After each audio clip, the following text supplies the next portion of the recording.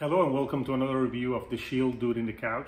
Today I'm going to talk about the new Underoath album, Voyeurist, which I have right there. I bought physical. I'm going to show that later on in the review. For now, I want to talk a little bit more about what the band is for people who don't know them. Underoath formed in the beginning of the 2000s in Tampa, Florida. They're considered one of the pioneers of Christian metal in metalcore. And they also had a lot of post-hardcore and some emo elements, or emo core, like I like to call them. So in the 2000s, they had some amazing albums, like Define Their Great Line that came out in 2006. And they also had their Only Chasing Safety in 2004, which was another pioneering album for them. So when I think of Underoath, I think of the store Hot Topic, because they were a band that if you went to that store, you see all their albums, all their t-shirts. And I remember back in the day, metalheads would have a discussion with you. If you liked that band, you were a poser because they were a Hot Topic. And if a band had, stuff at Hot Topic, they obviously sucked, which obviously they didn't. Underoath is a great band. But that's what happened back in the day. Right now, I don't think that's an issue anymore. So the band, they had a string of hits and albums in the 2000s, and then they broke up for a while, took a hiatus, and then they came back in 2018 with Erase Me.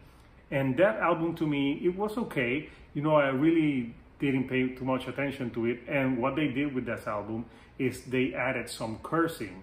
So they strayed away from the Christian metal tag that the band had. And that was a big thing back in 2018.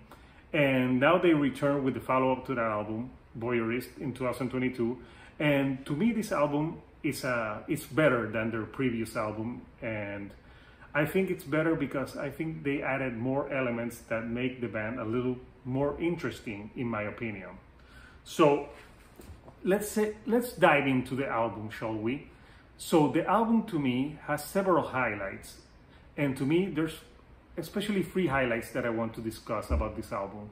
The first thing that I found that it was very impressive about the album is that it's self-produced by the band. They produced this album themselves, and that's never easy when a band produces an album by themselves. That means that they're very comfortable with their playing and they know the sound that they want to get. So that, to me, I commend the band from doing that. Not every band can have that. You have to be very disciplined to do an album yourself. And I'm not a musician, but I wouldn't like to do something by myself. I would need some guidance. And that's one of the things that impressed me when I read that it was self-produced. The other thing that I like about the album is that it has some elements of electronica that they add to the heaviness. This is their heaviest record that I've heard through the band right now. And another thing that to me was a highlight is they had a strong opener with Damn Excuses and a great closer with Pneumonia. And to me, an album, when they have a strong opener and a strong closing, that makes the album better, because you don't want to finish an album with a dud. And starting an album with a song that's not great also, takes away from the experience, and then you're like, you don't want to listen to it anymore. So that's something that the band did very good on this.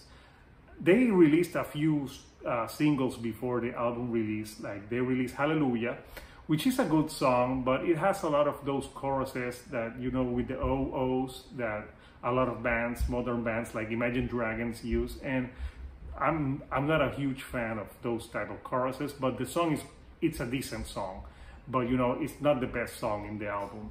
They also have a song with Ghostbane called Cycle, and that song is really good.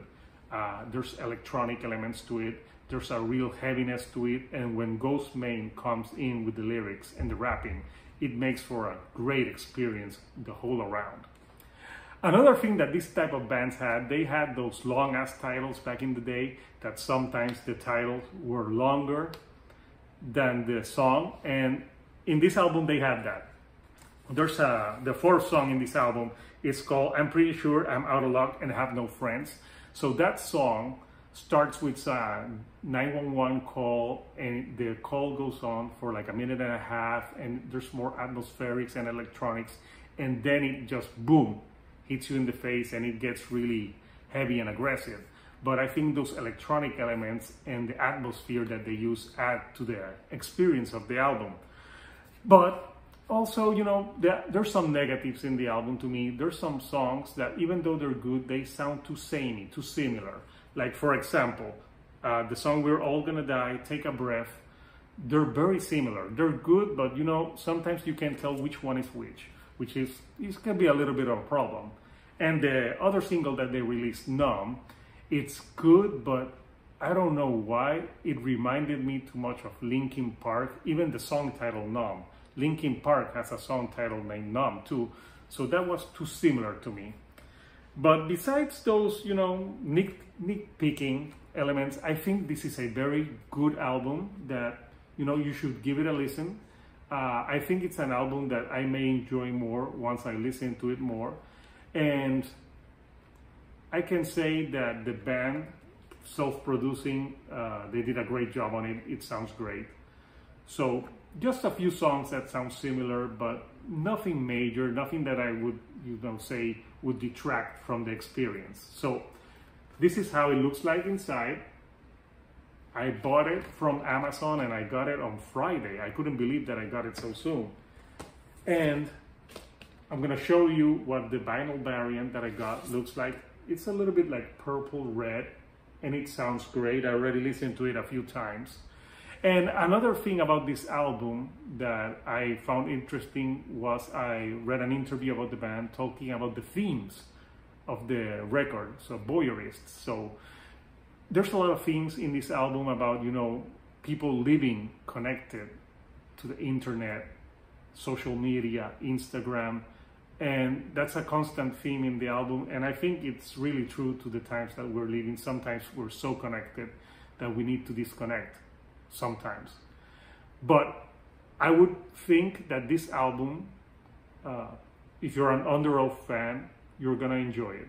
If you're not, you'll probably think it sounds much of the same. But I think it's a very good album, decent album, and I think it's worth your time. So if you like this video, hit a like, subscribe, and I have some more things coming for you guys. So I'll see you on the next review. Bye.